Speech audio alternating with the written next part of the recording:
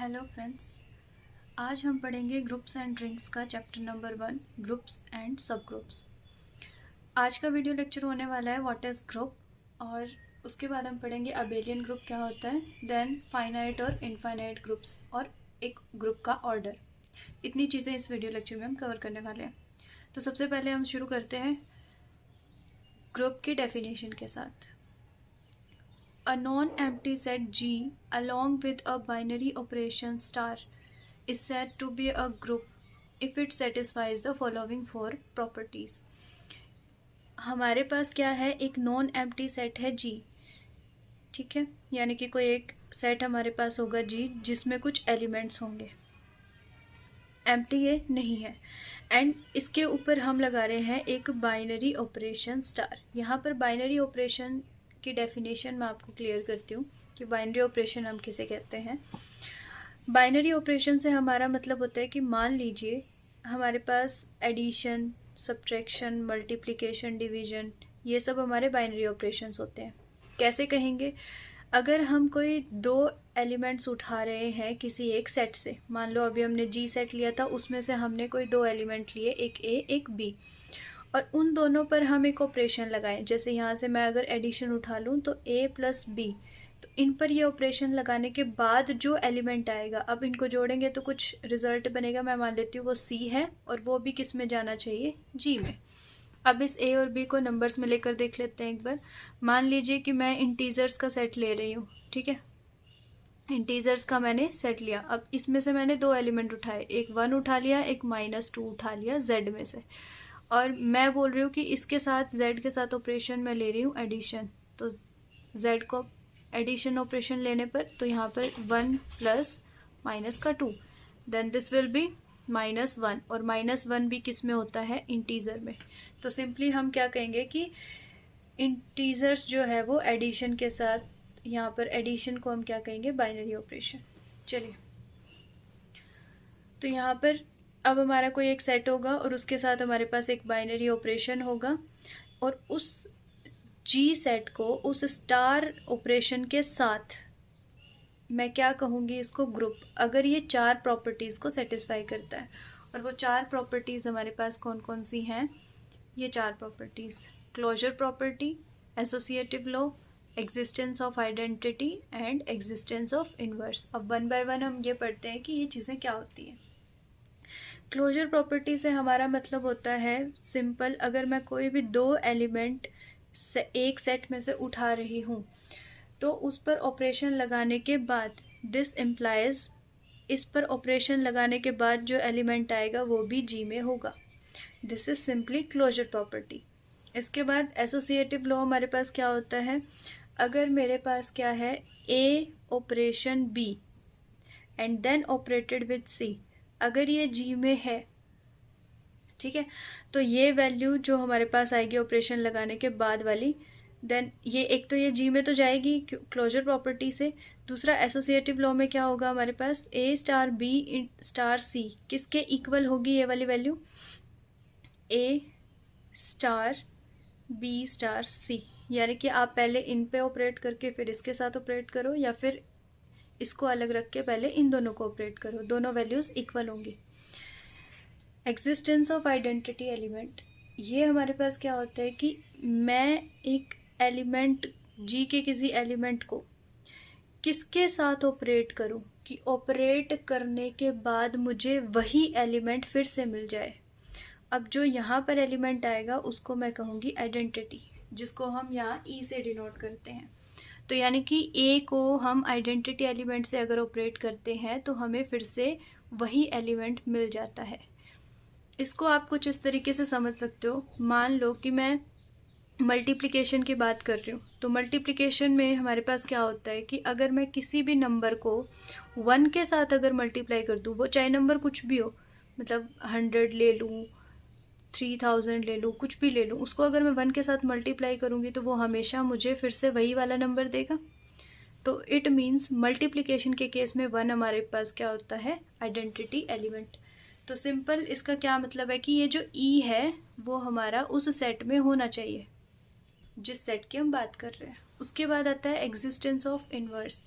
इससे हमारा क्या मतलब होता है कि हमारे पास एक ऐसा एलिमेंट होना जिससे ऑपरेट करने के बाद हमें आइडेंटिटी मिल जाए, यानी ए को मैं किसके साथ ऑपरेट करूँ कि मुझे फिर से ई मिल जाए। अगर हम यही मल्टीप्लिकेशन वाला एग्जांपल लेकर चलते हैं और मैं कहूँ कि 2 को मैं किससे मल्टीप्लाई करूँ कि मुझे आइडेंटिटी एलिमेंट 1 मिल जाए, तो 1/2 से अगर मल्टीप्लाई करूँगी तो मुझे 1 मिलेगा।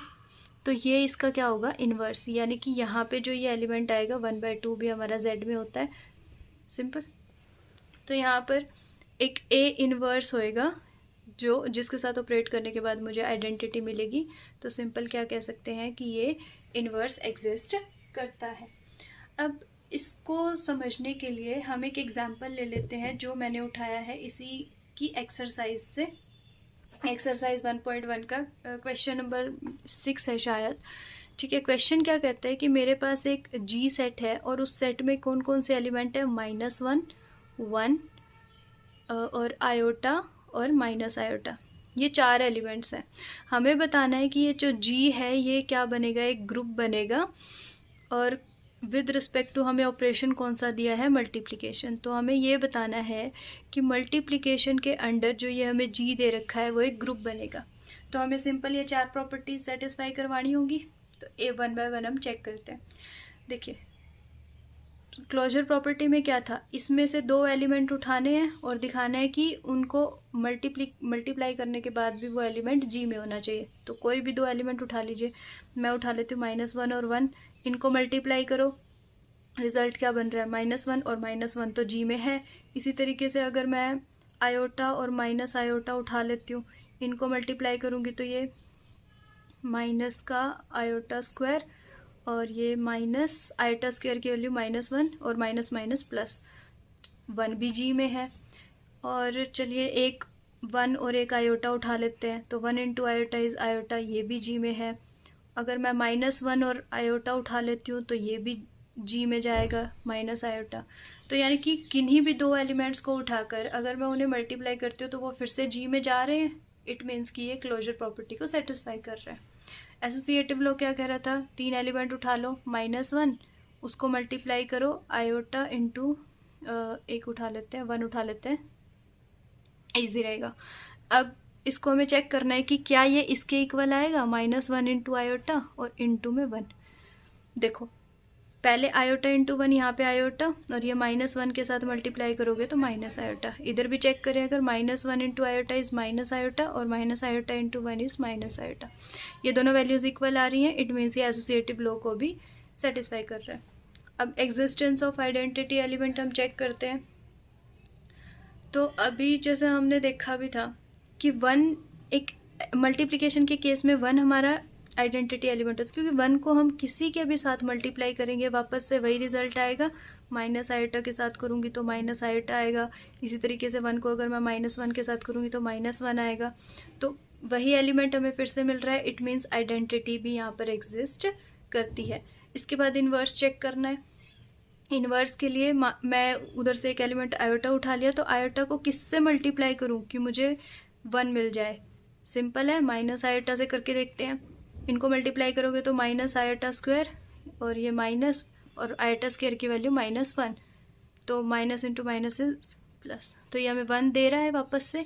इट मीन्स आयोटा के लिए उसका इन्वर्स एलिमेंट क्या है, माइनस आयोटा। तो ये भी हमारा जो माइनस आयोटा है वो भी हमारा जी में बिलोंग करता है। तो सिंपली हम क्या कहेंगे कि जो हमारा जी सेट है is a group with respect to multiplication. ठीक है, ये एक एग्जाम्पल था। तो यहाँ तक हमें ये चीज़ तो समझ में आ गई कि एक ग्रुप कहते किसे हैं। ठीक है, इसके बाद एक हमारे पास एक और प्रॉपर्टी होती है, प्रॉपर्टी नंबर 5 मैं यहाँ लिखूँगी, कम्यूटेटिव लॉ।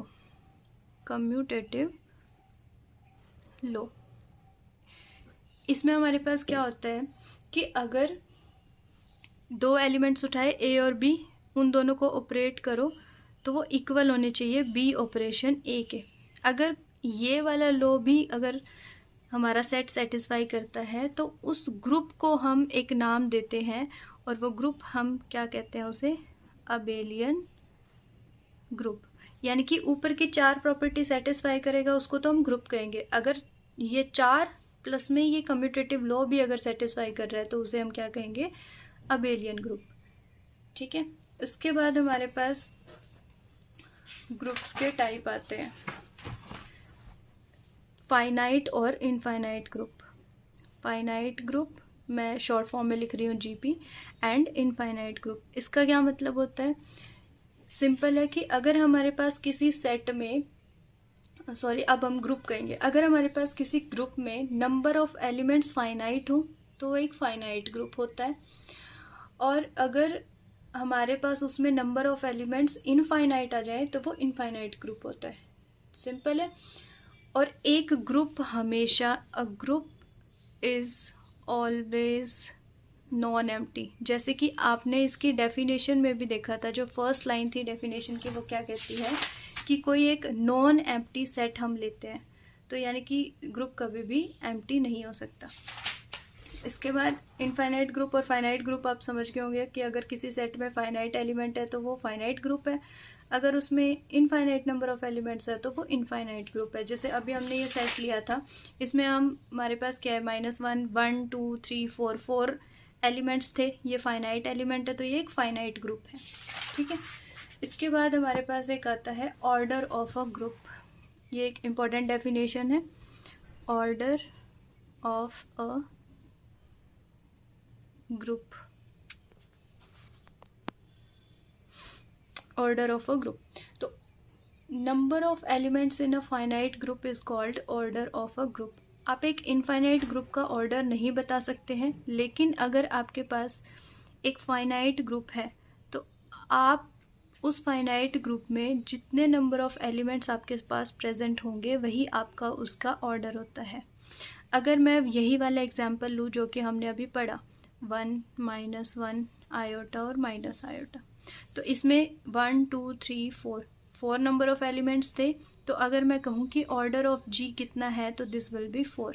ये इसकी नोटेशन होती है। ऑर्डर और जिस भी सेट का या ग्रुप का आपको देखना है वो यहाँ पर हम लिखते हैं, और इसका जितना ऑर्डर होता है, जितने नंबर ऑफ एलिमेंट्स इसमें प्रेजेंट होते हैं वो यहाँ। ठीक है, तो किसी भी जो ग्रुप होगा उसका आपके पास किसी भी ग्रुप या ग्रुप के पास जितने नंबर ऑफ एलिमेंट्स प्रेजेंट होंगे वही उसका क्या होता है, ऑर्डर होता है। तो इसके बाद अब इतना हमें पता लग गया है कि किसी भी सेट को हम ग्रुप कब कहेंगे, अगर वो 4 प्रॉपर्टीज़ को सेटिस्फाई करता है, और उसी ग्रुप को मैं अबेलियन ग्रुप कब कहूँगी, अगर वो एक और 5th प्रॉपर्टी दैट इज़ अब कम्यूटेटिव लॉ, अगर वो उसे भी सेटिस्फाई करता है तो वो अबेलियन ग्रुप होता है।